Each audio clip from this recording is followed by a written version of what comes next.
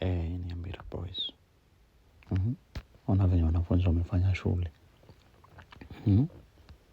Ambira Boys Ugunja. Bwana hiyo ni mbaya bwana. Unajua sio tabia mzuri bwana kufanya hivi. Mbona wanafunzi wafanye vitu kama hizi? Tafadhali wanafunzi. Hii si poa. Kama hutaki kusoma muachane nayo. Sasa ukiwa umeharibu hivi. So nani atalipia? Wazazi.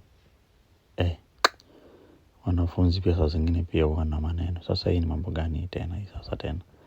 Maisha ni ngumu huku nje. Nyinyi pia mnaharibu vitu kwa shule.